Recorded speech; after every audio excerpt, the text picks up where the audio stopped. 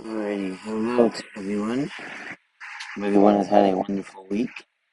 Um, so essentially, we are Parshas Lech Lecha, and there is tremendous amount here to be covered and to be understood. But there's also maybe one or two primary messages which are probably of very large value, and therefore it would be good to focus on them. So it says over here, so Hashem says to Abram, Lech lecha me'artzecha u'moladtecha me'beis avicha l'Eretz Asher Arecha. Hashem is telling Abram to go from his land, his birthplace, and half his father to the land that he will show him.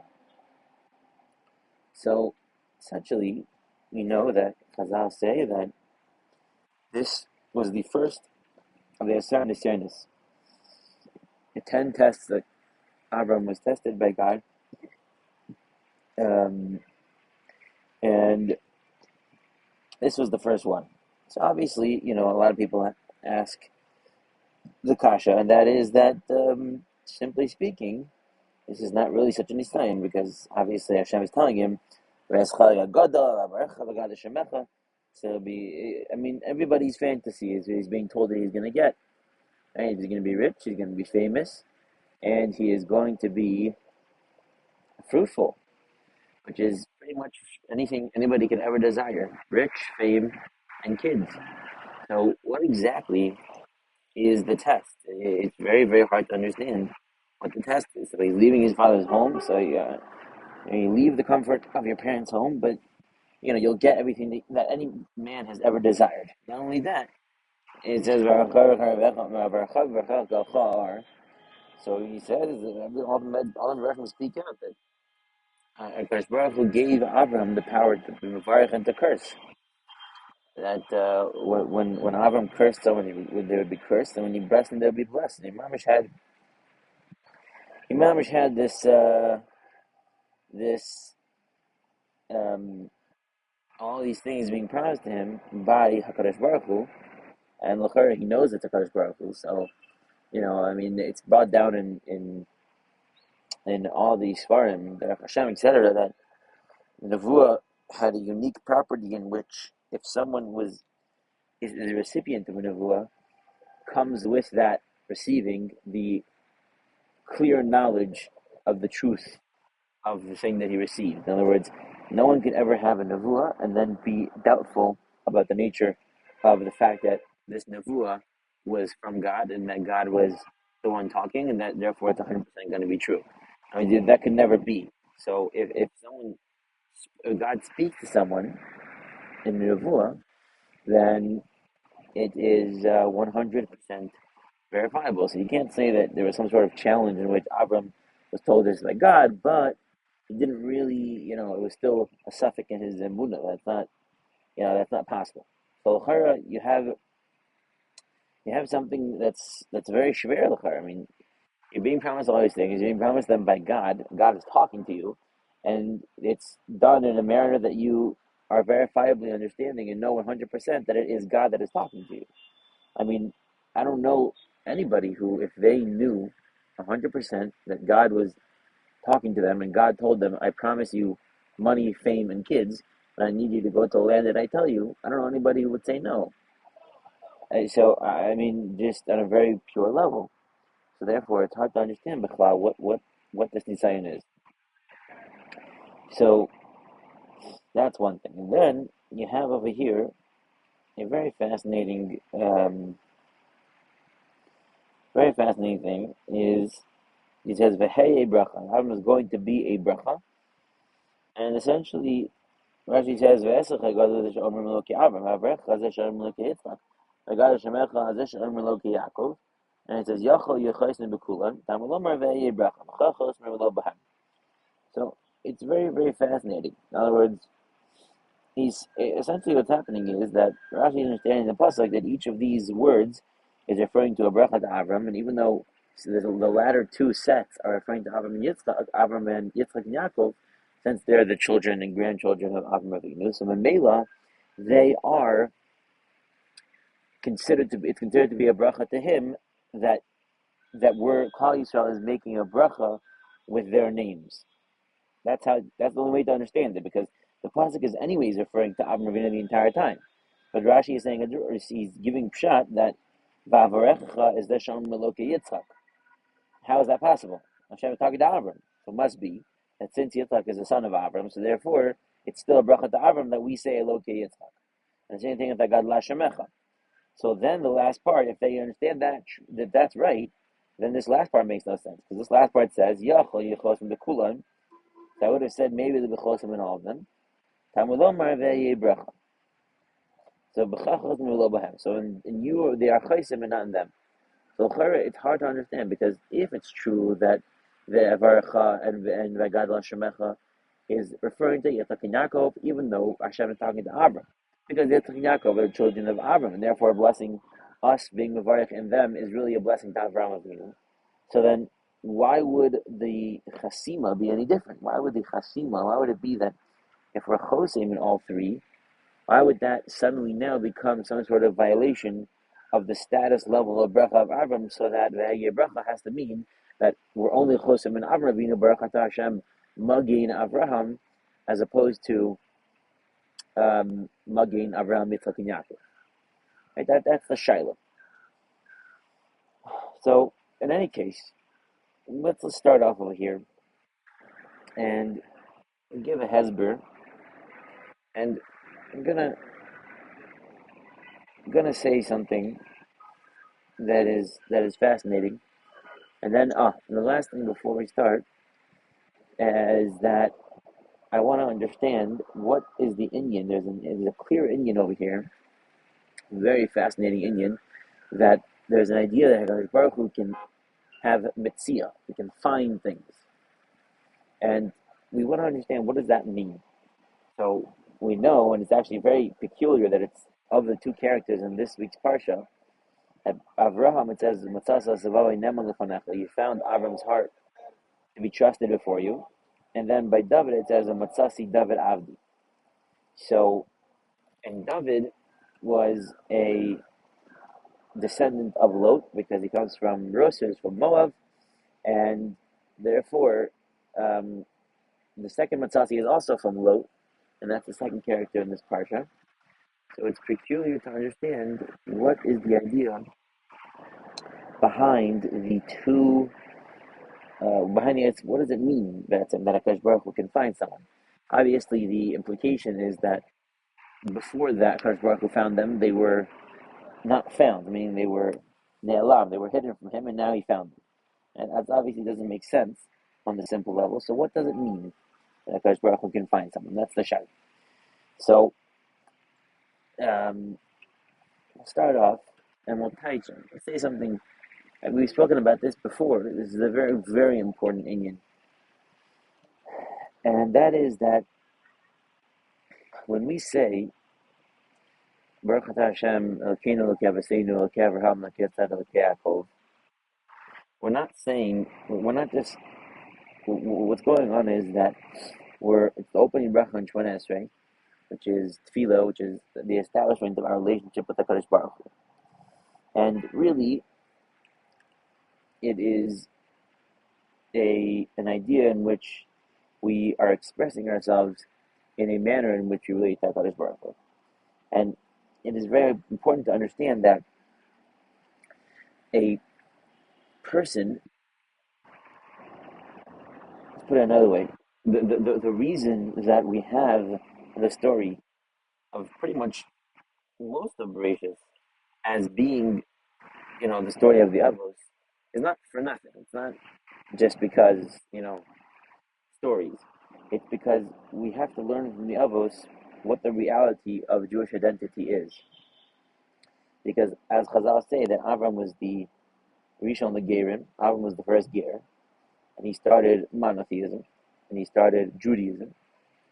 And essentially, the idea is that Avram Avinu, the fact that Avram is our father, is a reality that of which the significance is that when one comes to be Jewish, one comes to approach the reality of expressing himself as a Jew, there is an identity structure, a generic identity structure that is already in place through which one can, in a valid manner, express himself and build his identity as a Jewish person. I want this to be very clear.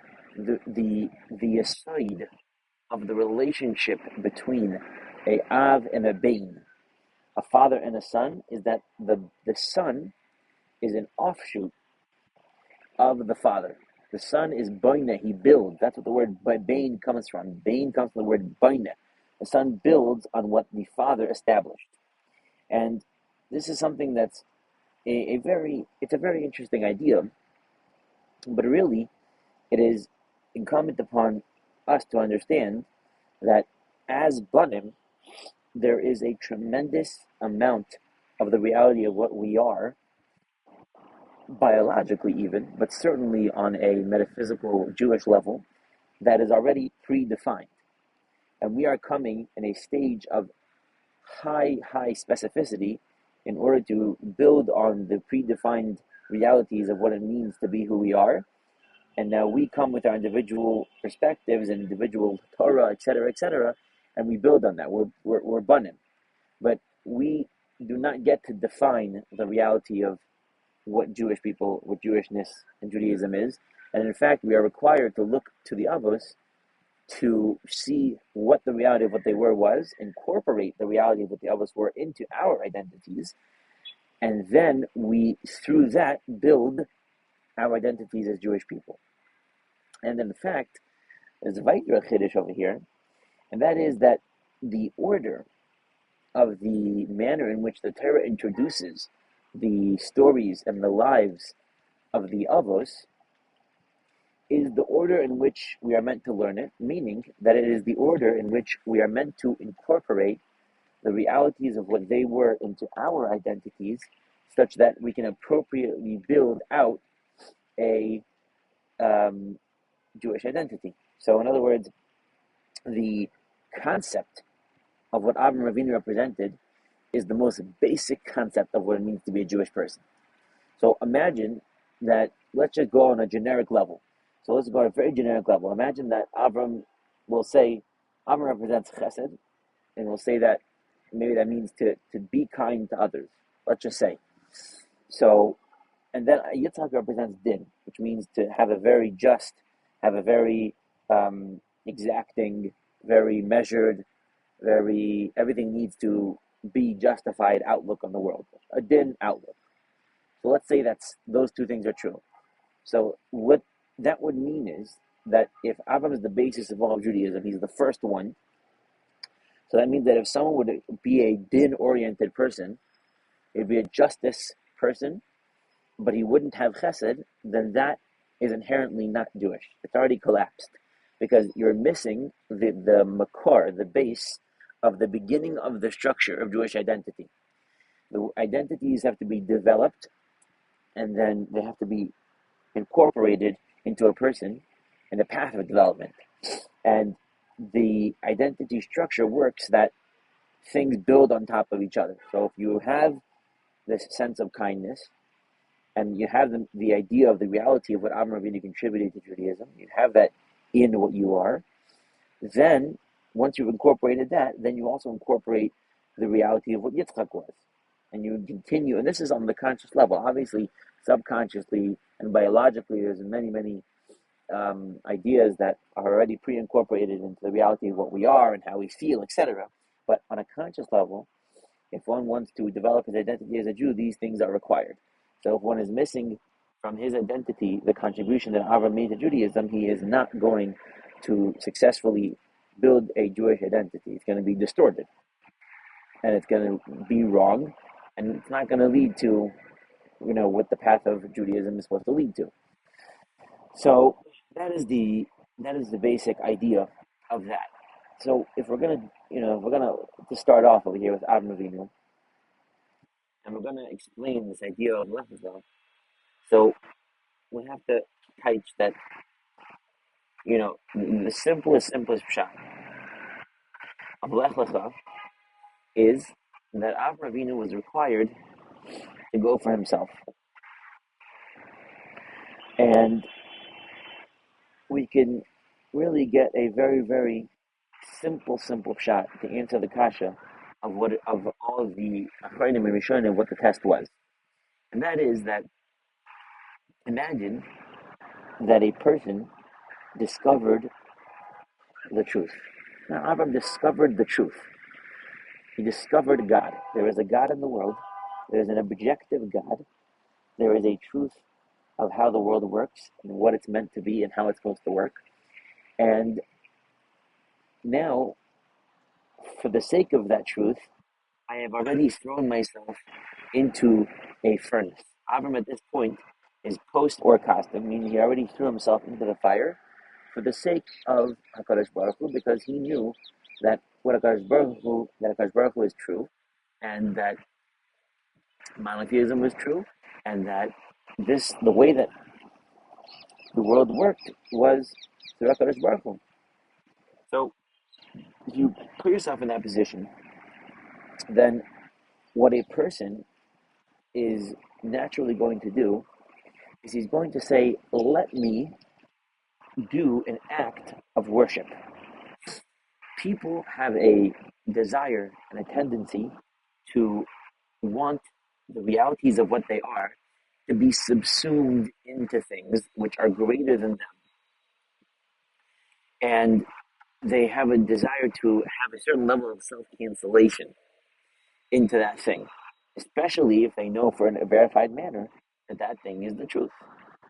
So in other words, if Abraham knows that HaKadosh Baruch Hu is the truth, and everything that he says is the truth, so then when HaKadosh Baruch Hu tells Avram Avinu, he appears to him, he says, Avram, I want you to leave the place of your father, and I want you to go to Eretz Yisrael. So, of course, what do you mean? No one's going to say that it's a test for Avram Avinu to sacrifice, because at this point, Avram Avinu already threw himself into a furnace. So obviously, the reality, Avram Avinu threw himself into a furnace without being promised anything. So Avram Avinu already gave up his life. He already threw himself into a furnace rather than deny HaKadosh Baruch Hu. That already happened. So Avram Avinu he already gave up his whole life. So there's no reason to think that Avram Avinu wouldn't travel or take on, being poor or take on being, anything else for HaKadosh Baruch Hu. Of course he would. And that would be his initial desire, and his initial inclination would be, let me do this for God. That's what it would be. Let me do this for God. Because God is true, and I'm not important. God's important, and nothing else is important but God and what his word is, because he is my creator, and he is the objective truth. Therefore, let me just do everything that he says, and let me cancel myself to him, and that's it. That's what the first inclination would be, and that's what Avram already did by the Kibshan Ha'ish. And what I just described in people's minds is what religion is about. And that is exactly the opposite of what Judaism is. Judaism is the opposite of religion, and that is that HaKadosh Baruch Hu doesn't want Avram Avinu to do things for him. That's not what he wants. He doesn't want another Noah. He doesn't want another person who's going to do what he says, who is going to dive into him, listen to him. That's not what HaKadosh Baruch Hu wants. HaKadosh Baruch Hu doesn't want us to listen to him, to do what he says for us to do. I want this to be very, very clear.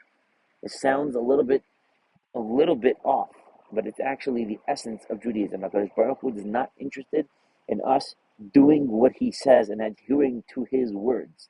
What HaKadosh Baruch Hu wants is for us to develop the realities of who we are, such that what we are inherently includes him and a relationship with him, such that because of our love and desire for him and our recognition of him as a being who loves us and wants what's best for us, we too desire to do what he wants and what his goal is for the world.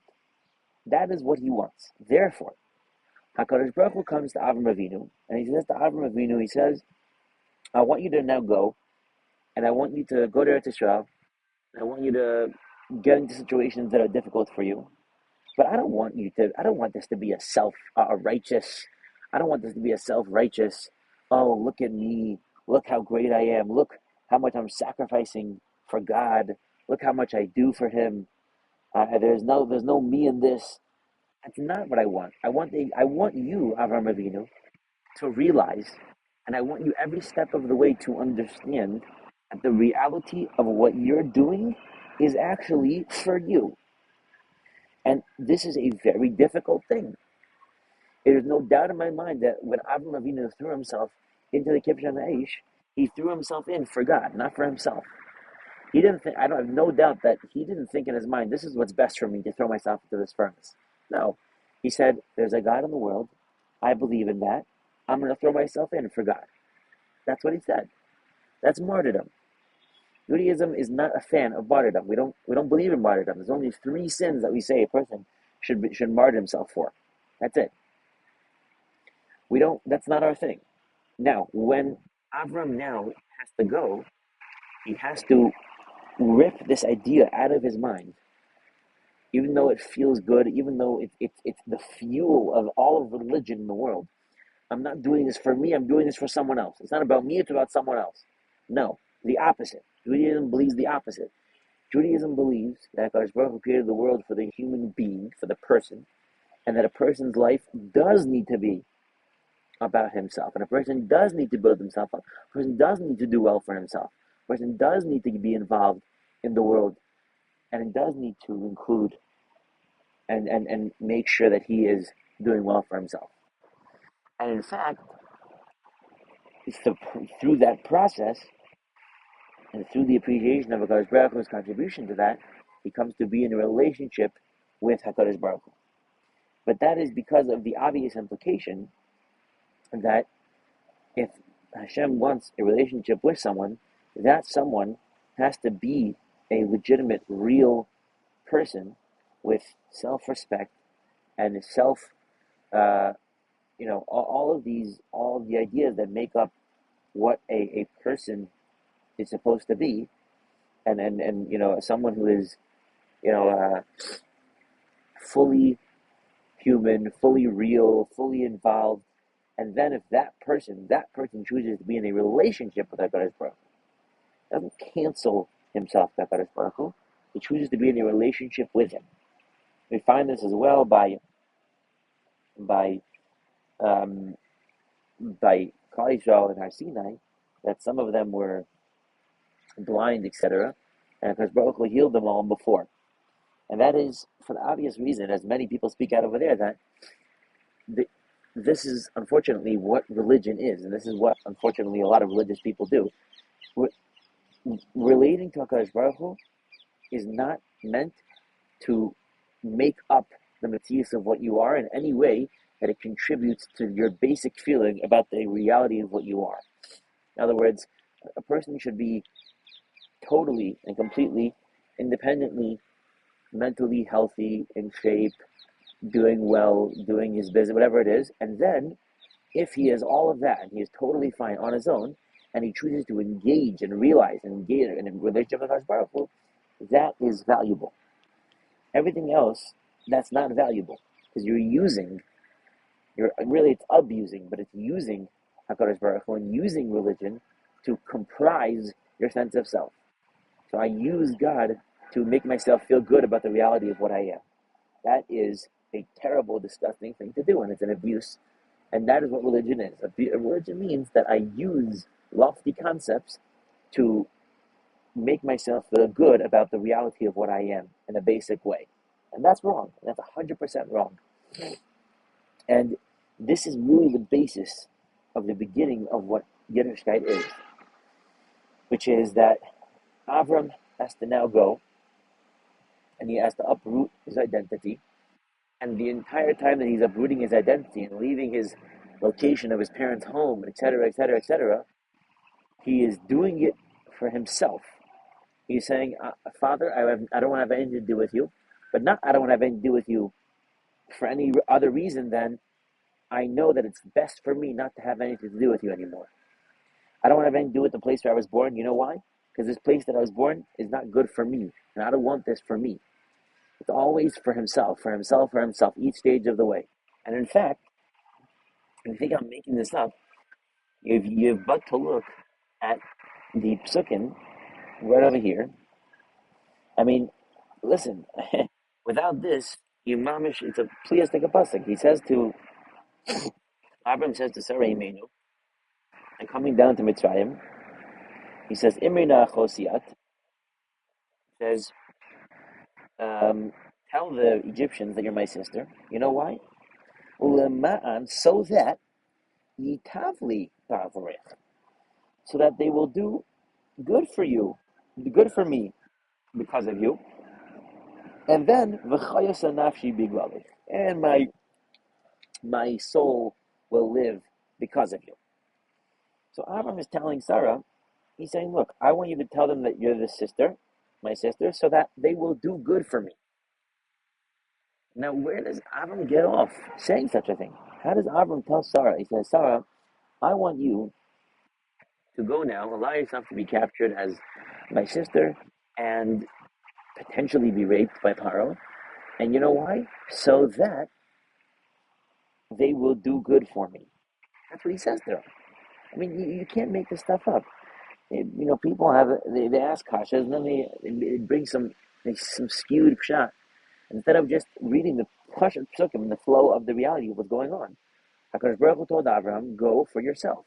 You have to go through this journey, and you have to go through each step of the way for yourself. It's for you. It's for your good. So that's what Abraham does. Hashem makes a famine in the land, and he goes down to Mitzrayim. He sees the situation, and he understands. HaKadosh Baruch Hu told me to do this for myself. So that's what I'm going to do. So he says to Sarah, say you're my sister, because perhaps this is how HaKadosh Baruch Hu is going to be mative to me, and he told me to do it for my own atala. So that's what he tells her. This is why I want you to do it. And it's very, very clear that this is the simple pshat. And it's just, for whatever reason, Bisman Hazeh, the vision that people have of a person who's very in touch with God is someone who is self-canceling and someone who is, I don't know, disgusting, or someone who's, it's not, there is no such Indian that a person says, I don't think this is good for me, and I'm going to do it for God. That's not a Jewish belief. Jewish belief is that you build yourself up and you get an understanding of the reality of Torah and mitzvos such that you come to the point that you realize that the reality of Torah and mitzvos are what is best for you. And if you're doing Judaism, you're doing Torah and mitzvos, not for God. You're not doing it for God. You're doing it for yourself. And we will now go on to explain more bekitzer because it's taking a very long time. But we'll go on to explain, and we'll say that there is a very famous stira. I don't know if it's famous, but there's a stira. The Rambam says that Avram did everything he did l'shma. He says, he did the truth because it's the truth. And then in another place, it says that Avram was called Avraham Oyhavi. He says Avram was my lover. That Avram loved the Kadosh Baruch Hu, and he did everything he did for Kadosh Baruch Hu out of love. So one sounds like that the idea is that you doing something because it's inherently the truth. In other words, it's not. There's no emotion about it. Since I discovered this is the truth, that's what I'm doing, because I'm doing whatever is true. And the other one sounds like Avram fell in love with the Kadosh Baruch Hu, or he loved the Kadosh Baruch Hu, and since he loved him, that's why he did it. So which one is it? That's the shadow. And we have to understand, and this is really the answer to the kasha that people ask, that Mechira, how can it be that Lech Lecha, and Rashi says, La na'ascha tevascha, for your own pleasure, and we know that he's about to say, I want to make you rich and famous. That's obviously pleasure.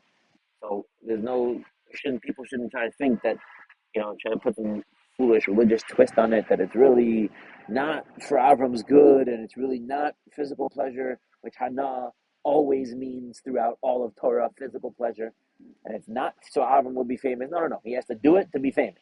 That's true. And so what's the pshat? Because we obviously have an understanding in Judaism that the Shema, we mistakenly think, and we'll finish with this. We mistakenly think that the definition of Lishma is that you do something for its own sake, not for yourself.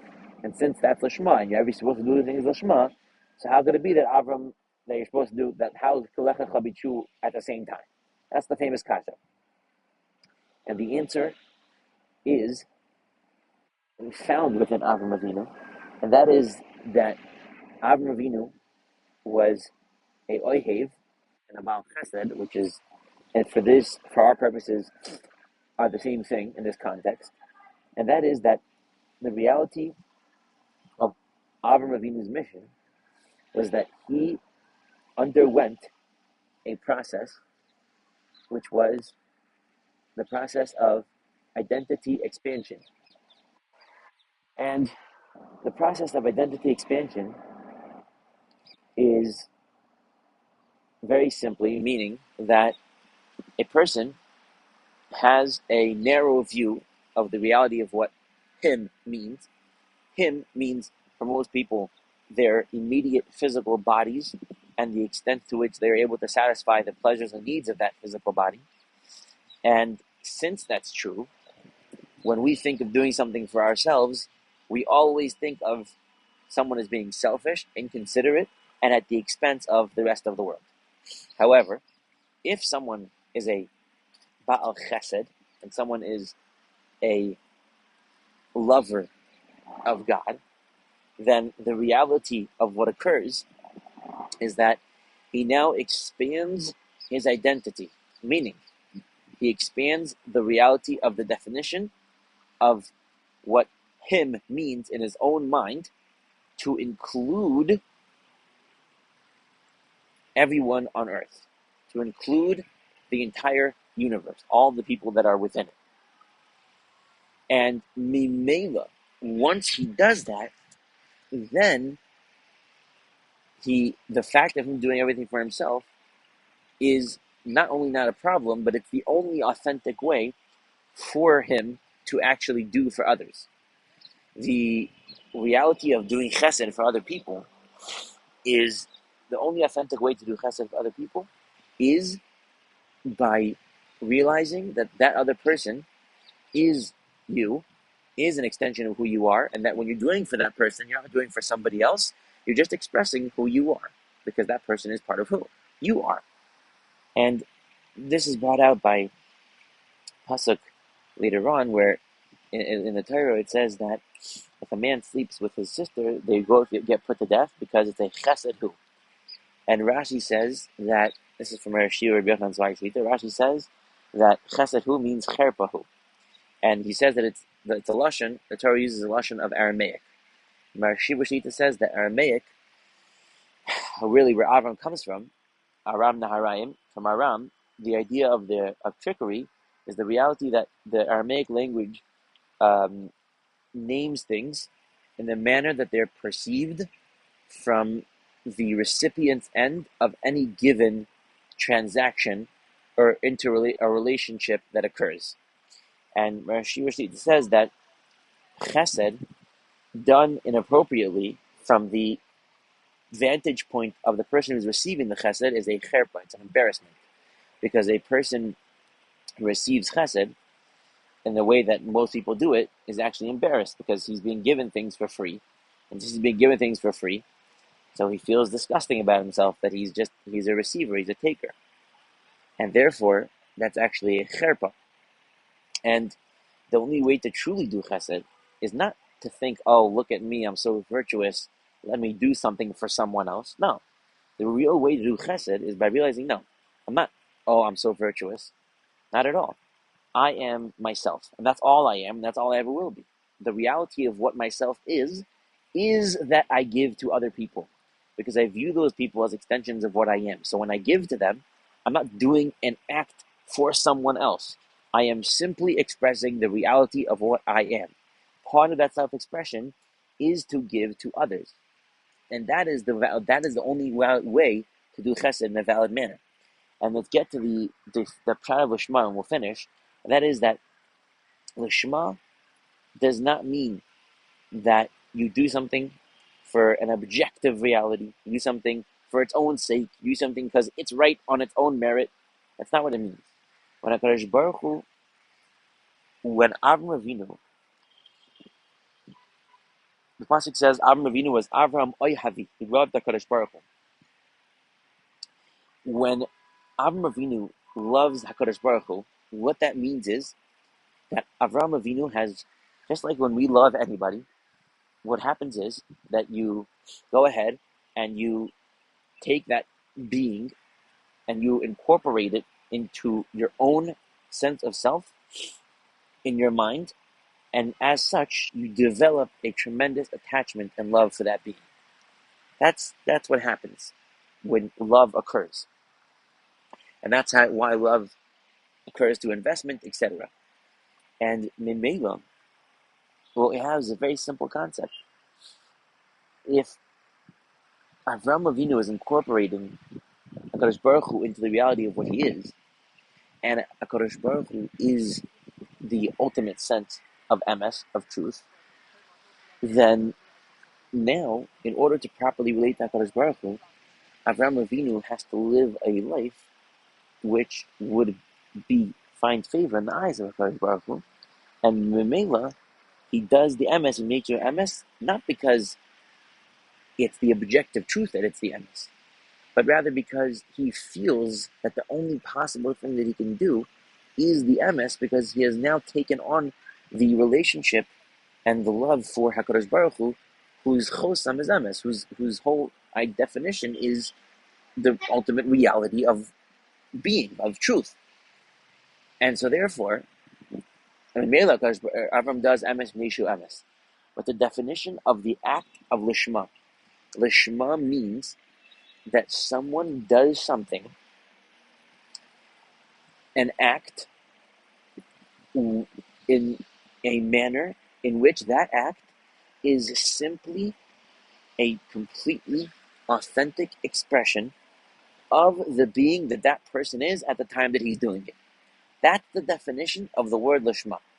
So if I go and I daven, or if I learn Torah, and etc., etc., if the reality of what I am has driven me to do that act because of what I am, and it's simply an expression of what I am that I'm learning Torah, I have now done an act lishma. Lishma doesn't mean doing something for someone else. The exact opposite. It means doing something as an expression of me. And since I am now holding in a place where I appreciate that reality to the point that it's incorporated into what I am, the reality of learning Torah simply becomes an act of expressing who I am, nothing more. But that's actually, that is really the level of Lishma, and that's what Avram Avinu got to. And that's what it means that he was an Ohev of HaKadosh Baruch Hu.